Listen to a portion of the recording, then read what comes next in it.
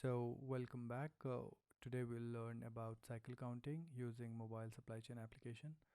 So first question comes to my mind that why cycle count is required. So when you do transaction in the system over a period of time, there would be chances of some error or some system was saying it's having on hand 5 but physically you have only 4. Either you have shipped excess or shipped short. So all of these leads to system on hand quantity and physical on hand quantity mismatch. Now in order to solve this problem, we have to have a method of adjusting inventory, and that method is globally known as cycle counting. So periodically you count your inventory, and as per your physical on hand quantity you adjust the system. So always remember, system is getting adjusted with the physical actual counted quantity. So that's what the process, that's a very high level process is. Now if you have to do the cycle counting in Oracle, then what all things you need to do? So that's we call the setup. That's the next step. So let's start and look at the different setups of the Oracle cycle counting process. So this is the Oracle screen. Cycle counting screen is over here. Before you do cycle counting, it's recommended to do the ABC class first. So I'm going to perform the ABC classification now. So you start with ABC compile. Let's create a compile. Create a new compile. Let's put let's say this is test 1. That's the compile name. Test compile. And then scope, you define the scope. So organization level compilation. Costing is also considered at organization level.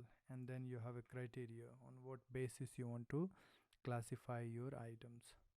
So there are many which are available, both having a quantity terms and the value terms. So you have to choose what is applicable to the particular industry, and or what is the need of the particular company or the business user, and accordingly you can apply one of them. So in order to get some data, this is the vision instance I'm going to do based on current on hand value. So I'm going to do value based ABC classification. So the value would be on hand quantity times the cost will be taken from the frozen cost type, and I can click on this compile button. So this is the step 1. You want to print this, so let's say yes. So it will print the compile.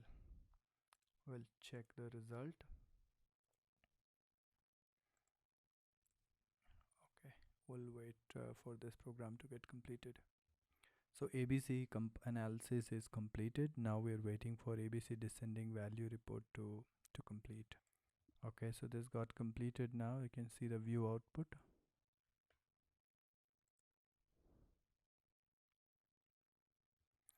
So the report is out there. This is the name of the compile test 1 based on the current value, and this is the descending order. So that means this will have the maximum value.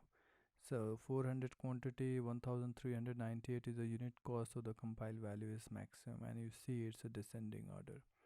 So this is the first thing, and this column is a cumulative. This is the first thing that we need to do if you start working with ABC classification. So you get the report out. So this part is complete. Now we have to define the different classes. Sometimes you can define like ABC, yellow, green, red, whatever you want to call them. You can define those classes and assign those to the items. So stay tuned and watch the next video for the ABC classes.